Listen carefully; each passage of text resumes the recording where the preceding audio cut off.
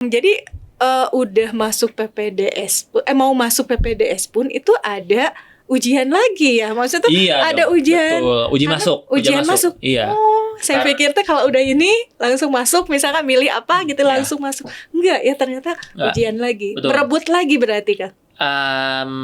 Kompetisi lah ya, bisa dibilang ya, Kompetisi berebut. ya. Nah Kang, berarti kan kalau sudah tadi dari dokter umum, dokter muda dulu ya, dokter muda koas ya, kemudian dokter umum, Dokter internship dulu. dokter Iya. dokter internship dulu, Iya. dokter umum, kemudian dokter spesialis. Berarti kayak main game ya, naik level iya. gitu ya. Pada dasarnya dokter itu sebenarnya amanah juga ya. Ya kita punya ilmu apapun kan, ibu jadi guru gitu ya, mau jadi presiden gitu kan, Betul. ataupun menjadi dokter, ilmu dan posisi itu amanah gitu. Jadi ya kita memang nggak boleh mengkhianati amanah, ilmu dan posisi yang kita dapatkan. Makanya sebagai dokter ya itu memang berat, dan etika profesi dokter itu sebenarnya tinggi banget.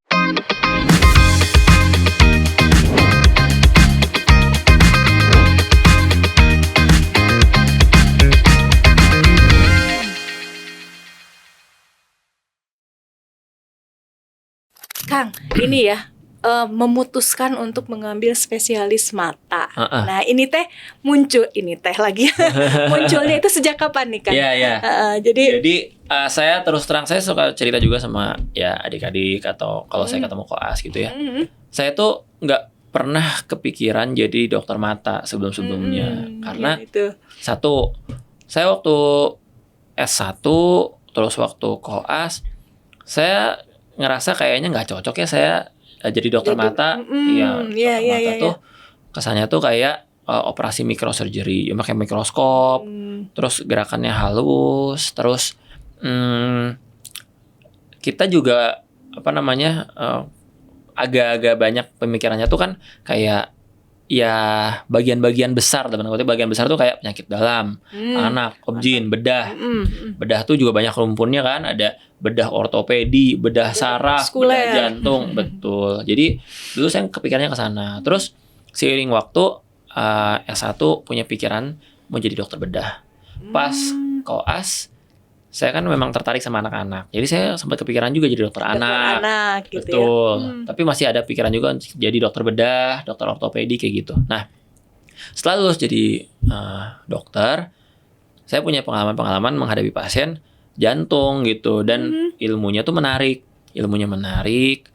Pasien-pasiennya ya banyak yang saya alamin tuh, wah bisa life saving ya, menolong nyawa gitu. Jadi dari situ jadi saya mulai terpikir kayaknya saya pengen jadi dokter jantung gitu. Jadi terus, tadi udah bedah, anak, jantung. Iya, gitu ya. jadi itu perjalanan emang. Kalau setahu saya ada orang-orang yang dari sejak mungkin SMA bahkan atau dari sejak kecil mungkin ada, tapi kebanyakannya pas satu lah udah mulai ada pikiran-pikiran mau jadi spesialis apa. Tapi nanti pas koas tuh mulai bisa jadi ada exposure kan, ada kita terpapar langsung gitu. Apalagi kalau zaman saya kan dulu koasnya banyak di Hasan Sadikin.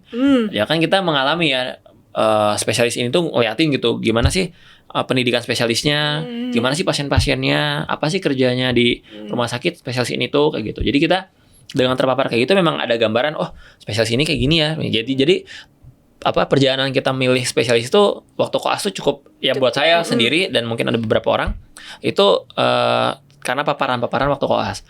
Nah, tapi pas kita praktek ada beda lagi paparan-paparannya. Nah, menariknya ilmu mata itu kita waktu koas itu cuma 3 minggu. Karena kan istilahnya tuh dia bagian stase minor, kecil gitu. Jadi pas S1 belajarnya sebentar. Pas koas juga relatif sebentar lah dibanding yang lain kayak gitu. Terus saya bahkan ingat ya waktu saya koas itu sebenarnya saya sempat kayak diajakin sama dosen saya waktu itu ya untuk ikut ke praktek pribadi dia gitu, untuk ngelihat dia ngelayanin pasiennya di luar rumah sakit pendidikan gitu ya. Tapi waktu itu karena saya nggak tertarik, jadi saya nggak ngiyain gitu, nggak ngikutin beliau. Tapi pas kita lulus dokter apalagi ya itu kan pasien-pasien tuh emang kebanyakan tuh pasien-pasien dewasa, jantung, stroke, penyakit dalam, iya, bedah gitu, anak. kandungan ada, cuman memang pas kita terjun jadi dokter, terutama saya ya, pengalaman saya ya, itu memang kalau untuk kandungan udah banyak terbantu sama bidan dan dokter obgynnya kayak gitu. Jadi kita sebagai dokter umum tuh nggak terlalu banyak lah bersentuhan sama dokter kandungan. Ya akhirnya saya juga nggak tertarik sama dokter kandungan waktu itu. Terus akhirnya ilmu mata tuh juga semakin nggak terlalu banyak dirasakan ya. Karena saya juga di kerja misalkan kayak di area Bandung Raya ya, Bandung Raya Cimahi gitu saya kerja, Kabupaten Bandung. Nah kita ke Cicendo tuh deket. Cicendo itu pusat mata nasional. Jadi kasus-kasus mata yang rumit-rumit itu biasanya nggak diselesaikan sama dokter umum. Saya tuh paling ngobatin tuh kayak mata merah, belekan, iritasi kayak gitu-gitu. Jadi ujung-ujungnya ya exposure, paparan ke penyakit mata nggak terlalu banyak. Terus selewat-selewat sedikit jumlahnya, sedikit jenisnya gitu ya. Nah terus yang susah-susah udah banyaknya ke klinik mata, ke rumah sakit mata ya, karena di Bandung Raya ini kan juga cukup banyak. Nah, tapi pas saya udah jadi dokter gitu kan ceritanya, pengen tuh jadi dokter jantung ceritanya. Saya sempet tuh daftar juga Bu, ikut seleksi jadi dokter jantung, nggak keterima.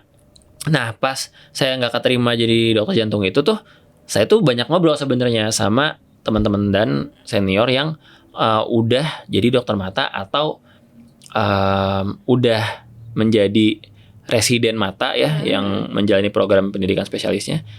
Dan ada yang tadinya semacam minat jadi dokter mata tapi nggak jadi gitu, gara-gara istrinya juga sama-sama pengen ke mata, akhirnya dia ngalah gitu. Nah dari ngobrol-ngobrol itu saya mulai terpapar, oh mata tuh gitu ya. Pertama saya kan waktu mau pendidikan spesialis, memilih pendidikan spesialis itu salah satu yang saya nggak mau tuh kan dunia yang misalnya bullyingnya kental atau misalnya feodal banget kayak gitu. Jadi saya pengen tuh ngambil pendidikan spesialis tuh yang relatif kondusif lah gitu ya. Kondusif. Jadi iya relatif santai. Kondusif. Sebenarnya nggak santai ya. Kalau saya tuh malah begini, saya mendingan sibuk ngerjain tugas kuliah daripada saya sibuk ngerjain hal-hal yang nggak berhubungan sama urusan perkuliahan atau pelayanan ke pasien kayak gitu. Jadi saya malas lah misalnya kayak hal-hal yang tetek bengek misalnya yang nggak perlu kayak gitu. Terus misalnya biaya juga kan memang mau nggak mau juga sekarang udah banyak lah yang cerita ya, biaya pendidikan spesialis itu bisa mahal, bisa mungkin bengkak, ada yang emang ada yang tercantum sebagai biaya pendidikan di kampus, ada yang di luar itu karena misalnya kegiatan-kegiatan ekstrakurikulernya lah, misalnya kalau misalnya enggak mungkin untuk hal-hal yang di luar pendidikannya gitu ya.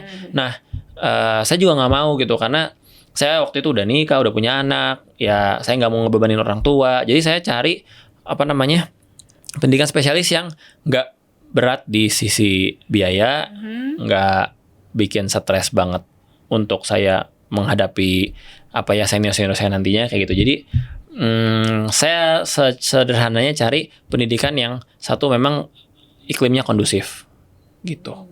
Itu ada beberapa, salah satunya mata gitu. Jantung juga sama sih, relatif kondusif ya untuk iklim pendidikannya. Ya makanya kenapa saya tertarik juga. Nah yang kedua memang pasiennya juga banyak gitu ya, karena kan kita juga mau nggak mau jadi dokter ya pengen nolongin pasien kan ya Bu ya gitu. Jadi setahu saya pasien tuh memang banyak ya, pasien penyakit dalam banyak, pasien anak banyak, pasien kandungan banyak, pasien bedah banyak, tapi pasien mata tuh sebenarnya banyak juga gitu. Karena apa? Karena salah satu penyakit mata tuh yang paling utama ya misalnya katarak ya, katarak itu ya berhubungan sama umur gitu. Jadi selama penduduk Indonesia tuh semakin menua ada ratusan juta, makin banyak makin tua, bakal makin banyak yang mengalami katarak gitu. Dan sebenarnya masih kurang terlayani ya seluruh Indonesia tuh gitu. Banyak istilahnya tuh backlog. Jadi orang-orang yang punya penyakit katarak, dia mengalami katarak, dia harusnya dioperasi tapi belum bisa dioperasi karena banyak faktor gitu. Jadi itulah kenapa saya akhirnya memilih pengen sekolah jadi spesialis mata gitu Bu. Baik ya. berarti tadi terpaparnya justru setelah jadi dokter Iya. ya, setelah lama ya. Iya, jadi dari saya tertarik dulu nih ya. Awalnya saya tertarik, saya tuh belum terlalu banyak terpapar tetap aja. Karena dari praktek sehari-hari, praktek di klinik, di rumah sakit tuh masih jarang gitu. Ngehadapin pasien mata dibandingkan pasien jantung, pasien penyakit dalam itu, pasien saraf itu lebih banyak. Nah, akhirnya dosen saya yang dulu pernah ngajak saya ke praktekannya waktu saya koas, itu saya justru pas udah bertahun-tahun lulus, baru saya bilang saya pengen lihat praktek mata kayak gimana gitu. Saya pengen tahu gitu. Karena kan awalnya ya itu cuman dari ngobrol-ngobrol sama teman-teman, tapi kan saya pengen tahu langsung gitu gimana sih praktek mata tuh gitu. Akhirnya saya ngubungin dosen saya itu, akhirnya saya ngikutin lah pas beliau lagi praktek, saya ngikutin, liatin kayak gitu. Kayak gitu. Jadi dari situ saya ternyata kayak gini ya. Oke lah, saya daftar mata, alhamdulillahnya keterima gitu. Ya. Alhamdulillahnya beres. Ini menarik nih Kang. Jadi udah masuk PPDS, mau masuk PPDS pun itu ada ujian lagi ya, maksudnya ada dong, ujian, betul. Ujian masuk. Iya. Saya pikir tuh kalau udah ini langsung masuk, misalkan milih apa gitu langsung masuk. Enggak ya, ternyata ujian lagi, betul. berebut lagi berarti Kang. Kompetisi lah ya, bisa dibilang ya, Kompetisi berebut ya. Ya masih sebenarnya kompetisi. gini soalnya, kalau di Indonesia ya kemarin-kemarin ya sampai hari ini ujian itu masih dilakukan secara lokal. Jadi kayak ujian penerimaan sekolah, Bu. Misalnya kayak Ibu nih di Global School mau nerima siswa baru, kan mereka ujian kan? Betul. Ya gitu kan, anak-anak itu ujian diantar sama orang tuanya, misalnya gitu kan. Kalau kita sih nggak diantar orang tua ya. Iya. Cuman kayak gitu misalnya Ibu misalnya bisa buka kelas berapa, misalnya 2 kelas misalnya kan. Berarti kan maksimal misalnya cuma bisa menerima 40 siswa misalnya. Ternyata peminatnya misalnya 400. Ya berarti kan 400 orang juga, harus ujian masuk sekolah, keterimanya nanti hanya 40. Kayak gitu.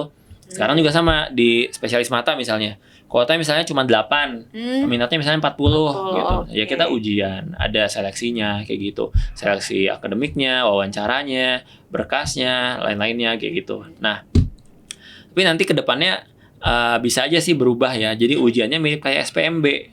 Ya, itu salah satu wacana yang mungkin nanti berubah tuh, ujian masuk program spesialis itu mirip kayak SPMB. Jadi daftarnya secara nasional, panitianya nasional, ya kayak SNMPTN, SBMPTN ya. Itu jadi nanti peminatannya kemana, nanti seleksi seluruh Indonesia serentak, nanti keterimanya di mana, kayak gitu. Itu mirip di beberapa negara di luar Indonesia kayak gitu. Iya, kayak gitu. Siap. Itu berapa lama sih Kang? Apanya? Pendidikan spesialis. Nah, pendidikan spesialis itu beda-beda. Setiap kita ambil spesialis apa. Gitu. Kalau di mata programnya, kalau saya ya di mata Unpad itu programnya 8 semester. Gitu. Ya, jadi ya tentu 8 semester tuh kalau on time ya. Ada yang 9 semester, ada yang 10 semester. Gitu. Nah, spesialis yang lain bisa lebih cepat, ada yang 3,5 tahun atau 7 semester. Ada yang bahkan 6 semester tuh, kayak misalnya setahu saya spesialis gizi, spesialis kedokteran olahraga gitu ya. Itu 6 semester lebih cepat. Ada lagi spesialis yang mikrobiologi, farmakologi, itu kan ada spesialisnya juga tuh, mikrobiologi klinik, farmakologi klinik kayak gitu-gitu, itu 2 tahun gitu, lebih cepat. Lebih cepat ya. Cuma 4 semester kayak gitu. Nanti detail-detailnya memang harus dibaca lagi ya, maksudnya dicari tahu sendiri deh kayak misalnya, karena setiap kampus bisa beda-beda. Tapi intinya memang ada yang 4 semester 2 tahun doang, ada yang 8 semester, ada yang 4 tahun. Bahkan ada yang 6 tahun gitu ya, 12 semester ada gitu. Oke. Ini nah, rata-rata kalau misalkan udah jadi dokter, ingin spesialis, itu rata-rata kembali ke kampusnya atau memang ada juga sih yang nggak kembali ke kampus misalkan? Nah, apa yang memutuskan pendidikan gitu ya? Spesialisnya di mana? Beda-beda, iya. Karena kan juga nggak semua kampus yang ada S1 kedokterannya dia ada program spesialisnya. Kayak gitu. Misalnya kayak mata misalnya ya. Mata itu waktu saya masuk aja misalnya itu nggak nyampe 10 kampus yang menyediakan. Yang ada. Padahal kan kampus kedokteran udah ada 70-an gitu ya. Banyaknya.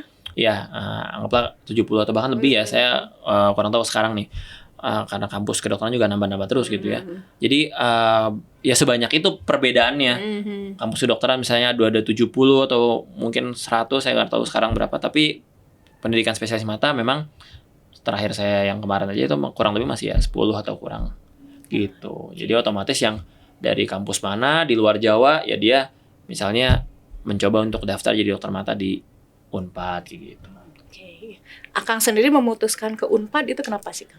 Ya satu, Unpad itu rumah sakit pendidikannya itu Rumah Sakit Mata Cicendo. Itu adalah pusat mata nasional, Bu. Oke. Jadi itu udah pusat mata nasional. Jadi ya menurut saya sih dia udah pusat mata nasional. Udah di depan mata ya. Pasiennya banyak, dosen-dosennya juga ya termasuk. Maksudnya bisa dibilang kan dosen-dosen atau pengajar spesialis mata di Cicendo itu adalah orang-orang yang memang reputasinya udah nasional bahkan internasional gitu. Jadi ya menurut saya sih kalau untuk mata ya, kalau saya kan sebagai orang Bandung nih, kayak nggak perlu mikir jauh-jauh sih, Iya, udah iya, jelas di ngapain ya Bandung jauh-jauh aja, di Bandung Cicendo aja gitu. Oke. Walaupun bisa aja sih di luar juga gitu. Ada aja sih orang Bandung misalnya ngambil spesialis nggak di Unpad tapi di luar Unpad di Jakarta di UI gitu misalnya atau di UGM, bahkan ada yang keluar Jawa gitu. Ya boleh-boleh aja sih itu mau pilihan. Oke. Nah, Kang, berarti kan kalau sudah tadi dari dokter umum, dokter muda dulu ya, dokter muda koas ya, kemudian dokter umum, Dokter internship dulu. dokter Iya. dokter internship dulu, Iya. dokter umum, kemudian dokter spesialis. Berarti kayak main game ya, naik level Iya. gitu ya, Nanti itu sebenarnya ada Bu, ada pendidikan lagi setelah spesialis kan. Wow. Ada bisa ya, maksudnya nggak harus kan Nggak ya, semua juga nggak harus ya. Bisa ngambil subspesialis gitu, bisa ambil fellowship. Fellowship itu kita kayak program pendidikan berbasis rumah sakit, kita ya belajar untuk periode tertentu beberapa bulan atau bisa sampai 1 tahun atau lebih, spesifik tentang apa gitu. Jadi ada subspesialis juga. Ada subspesialis. Kalau subspesialis itu berarti di bawah universitas lagi tuh. Ada fellowship gitu. Jadi itu sebenarnya pendidikan kedokteran yang memang terus bisa semakin dalam, semakin tinggi terus. Berarti kasta tertinggi fellowship. Fellowship itu fellowship itu kita nggak bisa bilang kasta tertinggi karena spesialis itu dia bisa mengambil fellowship nih Bu. Nah fellowshipnya seorang spesialis itu bisa banyak, nggak mesti cuma satu. Dia bisa fellowship 1, fellowship 2, fellowship 3. Jadi dia kayak gampangnya lah ya, kayak sertifikasi lah. Kayak sertifikasi. Nah, jadi kayak kita mau ngambil sertifikasi apa gitu kan. Kayak orang keuangan mau ngambil sertifikasi apa kayak gitu kan. Nah, kalau dokter spesialis dia bisa ngambil sertifikasi ini gitu. Jadi kayak menambah kompetensi, menambah kemampuan dari fellowship itu. Nah, kalau subspesialis itu benar-benar di atasnya spesialis. Subspesialis itu karena dia mesti mendalami lagi. Misalnya kayak penyakit dalam, subspesialis endokrin. Berarti dia ahlinya banget tuh tentang hormon. Ada subspesialis ginjal gitu. Jadi nanti penyakit dalam yang memang subspesialisnya tuh di ginjal gitu. Berarti lebih ke spesifik lagi. Semakin spesifik lagi. Betul. Oke, baik. Oke ya, PPDS sudah ya, berarti kan sudah jadi spesialis. Nah nanti spesialis ya tadi ya tergantung ya apakah mau lanjut jadi subspesialis ya atau misalkan sudah sampai di sana gitu ya, seperti itu. Oke Kang, sekarang nih kita kan tadi ya banyak istilah banget ya di kedokteran ini ya. Nah barangkali ya untuk classmates di sini gitu ya ingin tahu nih ini ada kamus mini kedokteran nih rapid fire gitu ya. Boleh ya dan ya Kang ya. Kamus cepat buat classmate ya. Ini ya kapan lagi ya saya ngerjain gitu ya seorang dokter di sini di sela-sela kesibukannya. Ini saya ingin tahu nih Kang, jawab spontan ya Kang ya. Dan gak boleh mikir lama gitu. Jadi yang pertama ini ya, apa bedanya diagnosis sama prognosis? Oh, berarti ini saya harus dijelasin ya. Diagnosis itu sebenarnya gampangnya ya. Adalah gambaran kondisi seseorang gitu atau spesifiknya pasien gitu ya. Jadi diagnosis itu kita bisa menggambarkan kondisi seseorang atau seorang pasien berdasarkan data-data yang kita punya gitu. Apa misalnya keluhannya, hasil pemeriksaannya, hasil pemeriksaan fisik yang kita lakukan, mungkin penunjangnya kayak ronsen, lab dan lain-lain. Dari semua itu kita bisa dapetin yang namanya gambaran atau diagnosis. Sementara prognosis. Yang kedua prognosis itu bisa dibilang kayak semacam prediksi atau proyeksi. Ya gampangnya gitu ya, prediksi atau proyeksi kondisi seseorang atau seorang pasien menurut dokter gitu. Berdasarkan apa ya? Berdasarkan data-data juga gitu ya. Jadi dari data-data hasil pemeriksaan disimpulkanlah kondisinya begini. Ini namanya diagnosis nih kayak gini. Dari diagnosis ini prediksinya atau proyeksi ke depannya pasien itu gimana? Itu namanya prognosis. Oke. Gitu. Oke, yang kedua nih, ada istilah etiologi dan etimologi. Nah, mana nih yang mirip kan soalnya gitu ya? Mana yang merupakan istilah kedokteran? Ya, yang khas kedokteran itu etiologi ya. Etiologi. Ya, etiologi. Okay. Etiologi itu kan ibaratnya penyebab. Bisa dibilang penyebab. Jadi misalnya kita ngomongin apa sih etiologi dari demam berdarah denggi atau DBD gitu. Ya, virus denggi gitu ya. Itu etiologinya. Jadi itu penyebabnya, etiologi itu. Kalau etimologi itu lebih ke bahasa ya. Ilmu tentang linguistik ya. Ya, asal kata. Iya. Ya, sama-sama asal ya, cuma mungkin itu asal penyakit, ini asal. Iya. Oke, Kang. Lulus nih. Kapan lagi ya classmate kita ngerjain seorang dokter gitu ya. Yang ketiga nih, kan tadi ada jaga, ada ada begadang gitu ya saat kurang tidur ya. Kang ngopi nggak sih? Ngopi saya. Ngopi ya. Nah ini ya Kang ya, pertanyaan ketiga yang perlu banyak kopi nih, koas atau PPDS? Pasti pertanyaannya kayak gini. Sebenarnya sih kalau saya sendiri ngalaminnya ya PPDS sih ngopi tuh. Ya waktu zaman koas kayaknya saya belum jadi peminum kopi atau kalau ngopi tuh ya cuman ngopi sekali-kali doang gitu ya. Tapi pas PPDS sih emang ngopi sih. Gitu. Bahkan teman-teman saya gitu ya itu pagi ngopi, sore ngopi lagi gitu. Jadi kita sehari bisa ngopi lebih dari sekali, bisa 2 kali, 3 kali. Wow. Kadang double shot. Ya, jadi satu gelasnya pun double shot ya, double espresso kayak gitu. Wow. Supaya bisa terjaga ya. Betul. Oke, Kang. Ini udah mau di penghujung acara nih ya. Jadi setelah kita bongkar perjalanan dari mulai maba tuh tadi ya, maba Fakultas Kedokteran sampai dengan PPDS ya. Nah, apa nih pesan Kang Randri ya buat classmates Edu Global yang sekiranya berminat dan cita-citanya mau menjadi dokter gitu ya. Masih cita-cita sejuta umat, bahkan berjuta-juta umat. Iya. Jadi kayak pesan gitu ya? Iya, betul. Pesan-pesan. Ya, kalau menurut saya sih pertama, setiap orang mungkin punya banyak motivasi ya, bisa beragam motivasi untuk jadi dokter. Oke. Ada yang emang karena orang tuanya dokter, banyak tuh ya gitu.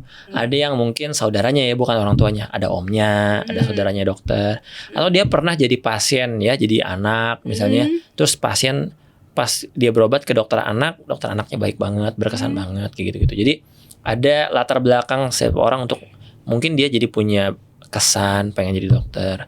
Terus selain itu juga mungkin motivasi juga macam-macam ya, orang pengen jadi dokter, pengen nolong orang, pengen hidup mungkin sejahtera apa gitu ya. Ya menurut saya sih itu kembali ke orangnya. Cuman yang saya lihat sekarang yang penting pada dasarnya dokter itu sebenarnya amanah juga ya. Ya kita punya ilmu apapun kan, ibu jadi guru gitu ya, mau jadi presiden gitu kan, ataupun menjadi dokter, ilmu dan posisi itu amanah gitu. Jadi ya kita memang nggak boleh mengkhianati amanah ilmu dan posisi yang kita dapatkan. Makanya sebagai dokter ya itu memang berat dan etika profesi dokter itu sebenarnya tinggi banget. Bisa dibilang profesi yang paling banyak diatur tuh dokter salah satunya kayaknya gitu ya. Banyak banget tuh. Saya selesai belajar, selesai kuliah, tetap ada proses harus izin ini, izin itu, administrasi untuk terdaftar, untuk bisa izin praktek gitu ya. Jadi nggak kayak misalnya ngelamar misalnya kerja jadi supir atau misalnya ngelamar jadi penjaga toko gitu ya. Daftar sekarang bisa langsung kerja hari ini gitu ya. Kalau jadi dokter kita udah lulus ujian segala macam pun gitu ya, kita tetap harus mengurus izin-izin legalitasnya kayak gitu. Jadi itu karena saking ya amanah besar untuk jadi seorang dokter gitu. Jadi menurut saya sih mesti sadar itu juga gitu ya. Motivasinya boleh apa aja, tapi sebagai dokter tuh itu adalah amanah yang besar. Terus background setiap orang beda-beda, dia keluarganya itu beda-beda. Tapi insya Allah sih dengan usaha, berdoa, mudah-mudahan dengan izin Allah ada jalannya untuk jadi dokter gitu. Saya dulu juga bisa dibilang ya pengalaman pribadi ya gitu. Jadi kayak mengalami biaya kuliah itu 2 juta per semester gitu. Mungkin sekarang biaya kuliah kedokteran itu nggak 2 juta ya Bu ya, tapi beragam gitu kan. Ada yang memang dapat beasiswa full gratis, ada yang mungkin dapat beasiswa setengah biaya dari yang lain gitu kan, UKT kan ya. Ada yang mungkin belasan, puluhan ya. Saya itu balik lagi ke setiap tempat gitu ya, tapi prinsipnya insya Allah ada jalan sih Bu gitu. Saya yakin ada jalan. Ya memang semua balik lagi ke takdir dari Allah juga. Tapi yang penting kita berusaha, berdoa, menempuh perjalanannya gitu. Mudah-mudahan dikasih kemudahan. Amin gitu. Akang sendiri apa? Backgroundnya, latar belakangnya orang tua dokter. Bapak saya dokter gitu, dokter umum. Bapak saya dokter umum yang mendalami manajemen akhirnya gitu ya. Ibu saya ibu rumah tangga kayak gitu. Terus ya alhamdulillah sih dengan izin Allah masuk ke kuliah kedokteran melalui jalur yang tadi SNMPTN gitu ya. Jadi semesterannya nggak sampai puluhan juta gitu ya. Seperti halnya ujian mandiri ya. Dulu hidup saya ya saya nggak mau bilang perih banget, tapi juga nggak yang berlimpah banget gitu kan. Kosan saya dulu 200 ribuan sebulan. Zaman di Jatinangor. Masih ini ya. 200 ribuan sebulan kayaknya sekarang nggak dapat ya. Sekarang 200 ribu semalam. Zaman anak saya udah 8-10 juta itu. 2019. 8 sampai 10 juta. Setahun. Oh ya. Waktu 2019 itu. Oh ya. Teman-teman saya ada yang kosannya segituan juga. Mungkin 8 juta, 10 juta tapi setahun. Itu udah wah banget 6 juta setahun itu udah bagus gitu. Saya dulu ya 2 jutaan setahun. Oke. Nih. Lanjut Kang. Ini satu kalimat aja ya Kang ya. Dunia kedokteran itu bla bla bla bla bla. Silakan lanjutkan. Waduh, satu kalimat aja ya. Satu kalimat aja. Dunia kedokteran itu belajar seumur hidup. Belajar seumur hidup ya. Oke Kang, terakhir nih. Akang kan tadi punya putra atau putri kan? Ya, saya ada putra ada putri. Putra ada putri. Nah, mulai sekarang gini. Jadi Akang punya putra atau putri. Nah, kira-kira ya Akang sekarang berarti orang tua ya. Nah, selaku orang tua karena Akang dokter, apakah memang menginspirasi putra-putri Akang untuk bisa nyemplung ke dunia kedokteran atau gimana nih? Nge-brainwash terus biar jadi dokter gitu. Gimana tuh?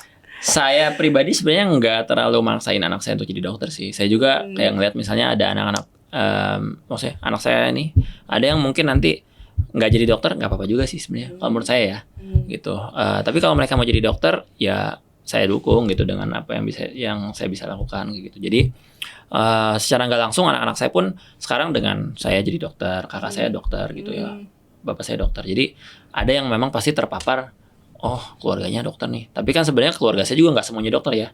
Ada yang bukan dokter juga keluarga saya gitu. Jadi ya memang nggak mesti jadi dokter. Anak saya mau jadi ustadz juga boleh, mau jadi pengusaha boleh, mau jadi insinyur boleh. Jadi sebenarnya boleh. Yang penting anak saya baik deh, anak saya soleh. Soleh gitu ya, itu yang paling utama. Doa semua orang tua ya itu menjadikan anak-anak itu soleh dan soleh. Oke Kang, aduh nggak terasa ya sebenarnya rasanya betah sekali ya terus ngobrol ya. Hanya mungkin karena waktunya tidak memungkinkan ya terpaksa kita harus akhiri gitu ya. Terima kasih Kang Tandri sudah hadir di sini ngobrol-ngobrol bareng kita ya untuk Classmates Edu Global ya. Terima kasih juga untuk inspirasinya gitu ya. Semoga tidak kapok dan mau diundang lagi ke sini. Wah, ya. Saya dengan tentunya dengan dengan topik lain ya Kang yang cerita-cerita yang lain yang pastinya akan lebih seru gitu ya. Nah, Classmates, seru banget ya ngobrolnya. Ternyata perjalanan jadi dokter itu adalah panjang, penuh perjuangan dan juga keren banget. Profesi yang dalam tanda petik capek, tapi sangat mulia dan bermakna. Buat yang bercita-cita ingin menjadi dokter dan masuk fakultas kedokteran, siapkan mental baja, niat yang kuat, dan juga kopi. Terima kasih sudah mendengarkan. Jangan lupa like, komen, dan share. Sampai jumpa di Edu Global Podcast episode berikutnya. Dah. Assalamualaikum.